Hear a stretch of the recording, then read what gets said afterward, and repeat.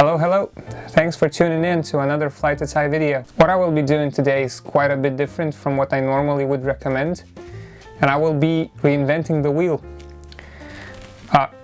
I usually stick to patterns as they're supposed to be tied and as how they're invented, and we all know the brilliant F-fly by Marjan Fratnik. That was one of the best dry fly inventions of the 20th century. And it's really an easy fly to tie. It's a quick box filler that catches plenty of fish. However, I think I've got a way to make it better.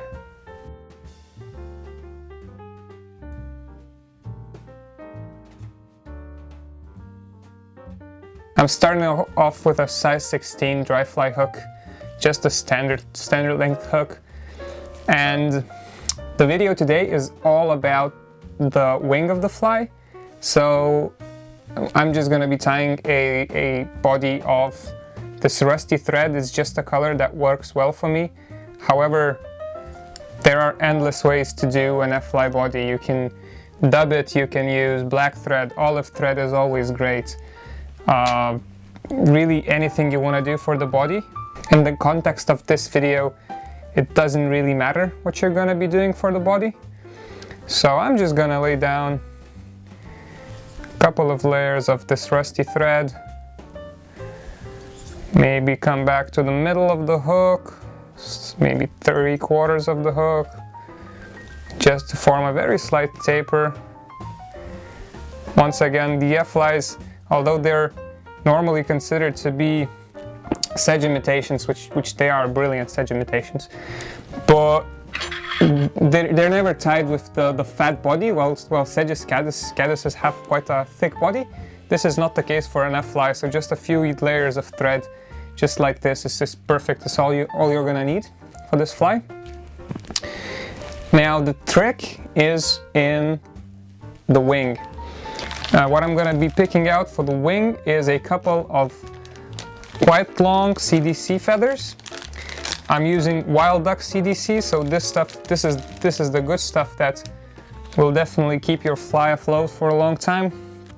And it's really dense and thick. These are really nice feathers, so the 2 feathers here are plenty enough even for something like a size 12 fly, where otherwise I might be inclined to use maybe even 3 or in some cases even 4 domestic CDC feathers. So these wild CDC feathers are some of the best stuff I've ever seen. You're gonna pluck off the fuzzy fibers that are by the end of the stem, and what you're gonna be using is just a paper clip type tool. This is a Stonefo tool, but there's plenty of them around, and you're gonna be putting your feathers, before you put them in the tool, brush the CDC backwards so that it is at a 90-ish degree angle to the stem, and just insert them into the tool like so. As you see, the stem is in there between the clip. Take another clip, pick up the fibers. At this point, you're just going to snip off the remaining fibers by the stem, and this is going to be your wing material. There's a very little handy tool from Stonefo that can be used along with these particular clips. I'm going to show you exactly what it does.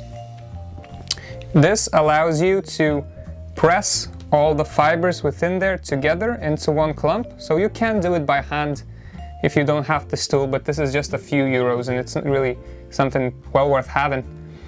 What you're going to be doing is put one finger at the end so that you don't push the fibers through, and just press the fibers into a clump like that.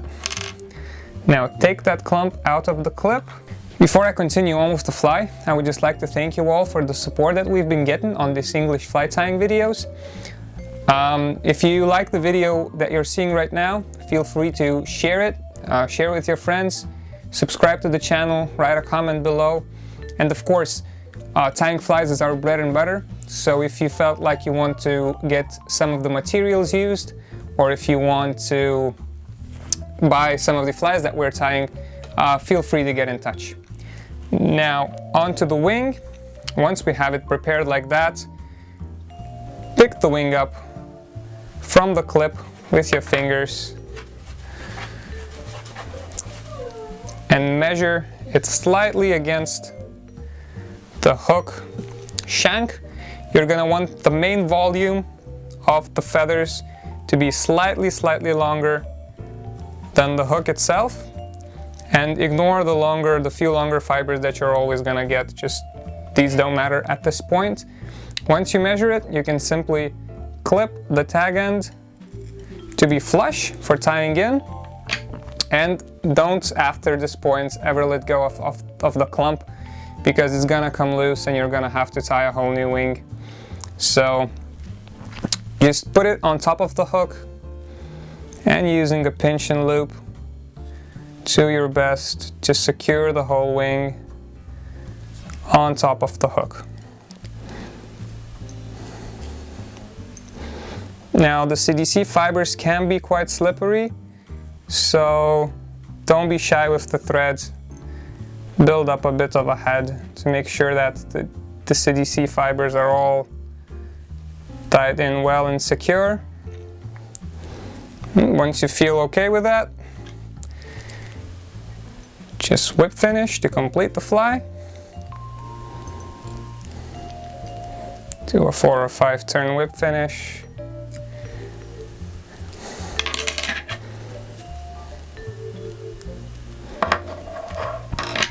And now the key points of forming the wing. You're just gonna have to, what you wanna do is pick up the whole clump into your right fingers, squeeze them between your forefinger and the thumb, and then with your left hand, you're gonna want to pluck these fibers to length. CDC is one of the few natural fibers or natural feathers that you are okay with plucking, and I prefer plucking them rather than cutting them, because you get some different length fibers. They flutter nicely in the air and flutter nicely on the water surface, and I feel the end result when plucking the wing is usually much more effective compared to when I cut it with the scissors. And once I feel that I've done enough, check if I'm happy with the wing, and that's it. That's your F-fly. You can keep it slightly shorter. I think this doesn't need to be any longer at all. And this fly, the key difference when compared to Fratnik's version of the fly is very simple. You don't have any of the stem in the wing, which makes it just as buoyant. It makes it float just as well as Fratnik's variation, and as all of those variations tied online. But the key difference is it's just how well it moves on the water surface, and it really unleashes all of the magic of CDC, because if you get a slight gust of air, these don't anymore act just as a stiff wing because it doesn't have a stem anymore. All of these fibers, they flutter around, they get picked up by the wind, and it also imitates legs now. So it really has this mobile action that I really love. And while the F-fly as it is a nearly perfect fly, I think tying it this way makes it just a little bit better. Once you're done with the fly, you can just add your favorite varnish, UV glue, whatever, super glue, whatever you prefer to finish your heads off with. And what you've got in the box is a really deadly pattern to fish in any water, any conditions. It really just, it's as simple as it gets, but also as effective as it gets when it comes to dry fly fishing. Thanks for watching the video. So as always, if you enjoyed it, hit the subscribe button, like the video, share it with your friends. It's really a strange feeling for me myself to try and reinvent a fly that has been nearly perfect for decades now, but I hope this is something at least you found interested, and if you try it out and you have success on it, let me know. And as for now, until next time.